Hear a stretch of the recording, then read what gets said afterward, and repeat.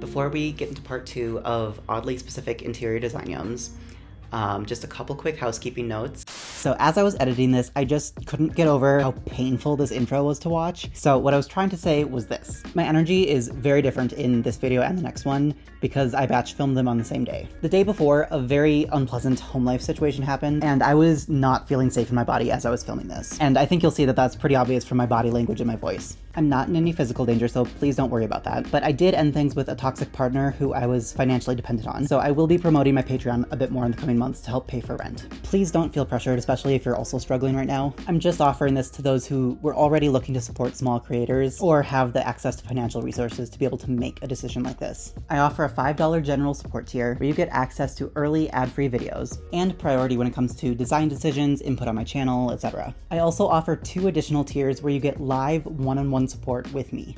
On top of all that, I offer 3 levels of design services, which are all outlined on my website. So if you're interested in any of that, go to medorakia.com or patreon.com/medorakia. With those things out of the way, my name is Medora Kia, I use they, them pronouns, and I make videos about home design. So let's get into part 2 of oddly specific interior design yums.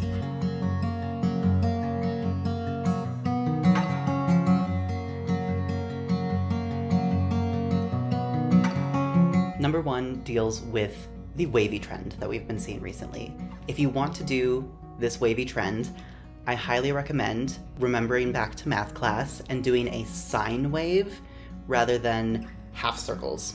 I've seen a lot of people do half circles by tracing a bowl or something, which is definitely a bit more accessible, but if you have the resources to project or trace a sine wave onto whatever you're DIYing, or to be able to choose from all of the different various wavy products out there, I would definitely recommend going with the sine wave. It's a little bit gentler, it's not quite as intense, and I think it's just much more pleasant overall.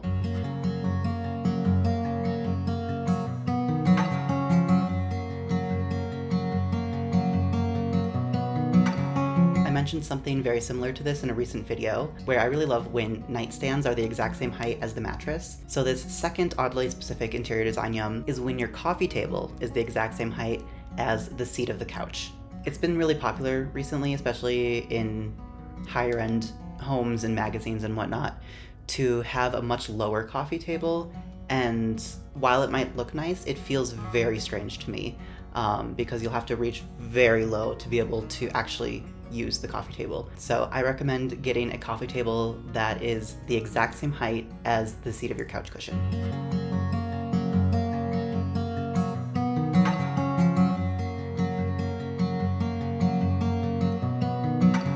My third oddly specific interior design yum that I haven't seen explicitly mentioned by anyone else is using a room or a space for literally anything other than its intended purpose. Usually it's pretty easy to tell when a room was designed to be a living room or a dining room or something like that, but I find it really interesting and fascinating and yummy overall when you think about your space a little bit more creatively.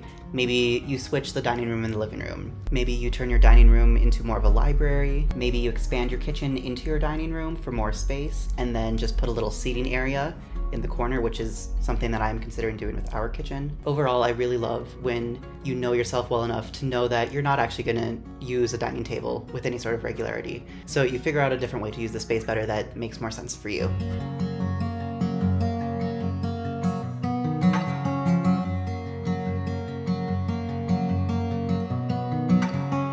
I feel like I mentioned this one in a recent video too, but having an old portrait of a random person, whether it's a photograph, a painting, a drawing, it doesn't matter, but I really love that it's an invitation to ponder the mystery of the past and our connection with other people who came before us.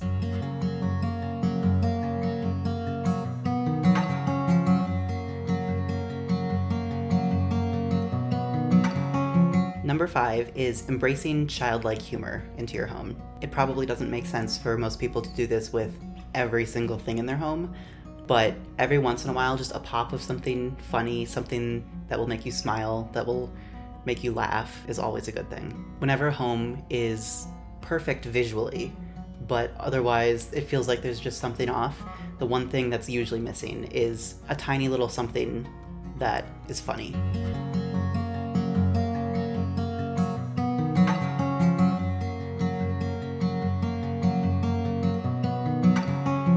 Number 6 is musical instruments, whether you actually play them or they're just there to look pretty. It's very common to find free pianos on Craigslist or Facebook Marketplace because they're so heavy and hard to move. And if you do want to actually play it, I highly recommend hiring a professional moving company, which will probably be in the $200 to $400 range depending on where you live, if there's steps, etc.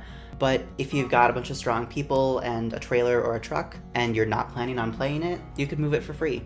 Obviously, pianos take up a lot of space, so I also really love a smaller vintage instrument like hanging on the wall, whether that's a guitar, a banjo, or anything like that.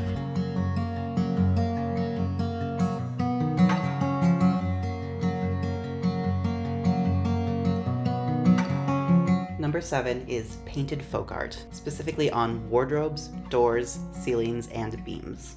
I've definitely been seeing this style pop up a bit more recently, especially with interior design YouTubers DIYing things, which was obviously influenced by people who have actual money to spend on actual antiques. I've personally really been loving styles and motifs that are a little bit more Eastern European because it makes me feel connected to my Polish heritage, but I highly encourage you to experiment with different styles of folk art, specifically those from your own personal cultural background.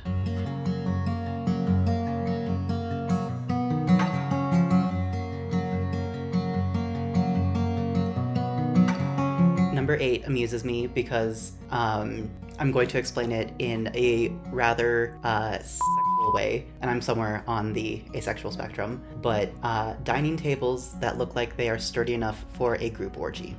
In general, I just really love furniture that feels sturdy and grounded and connected to the earth. I've always really loved heavy, raw, real materials, so I think that kind of just lends itself nicely into wanting a dining table to look like it's sturdy enough for a group orgy.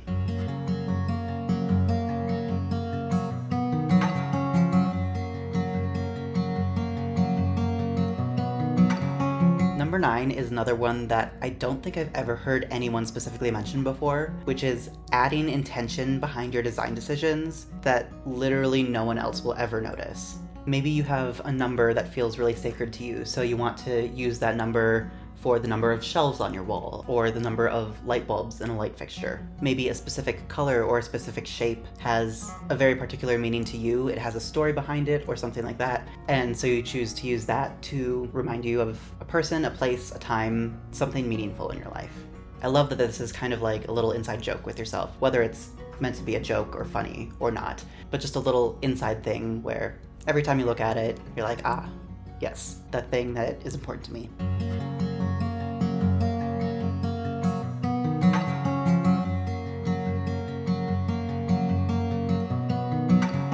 And then last but not least, number 10 is kind of hard to describe, so I will have to pop up some pictures, but it's chairs that have little spheres in the top corners of the backrest. These are my dream dining room chairs that I will literally never be able to afford because they're like $11,000 for a set of 2, and they're also sold out. But I really love any chairs similar to this that have these little spheres on the back. Not only do I love the aesthetic of it, but I feel like it's also really practical. It gives you a good grip for when you're moving chairs, or if you're like leaning on a chair or something like that. So yeah, that's something I have been really loving recently. So that's it for part 2 of my oddly specific interior design yums. I do have a part 3 and a part 4 coming soon, so subscribe and turn on the bell if you want notifications for those. And remember that you can get individual one-on-one design sessions with me either via Patreon or via my website, both of which will be linked below. Ending videos is always so awkward when you don't have something scripted.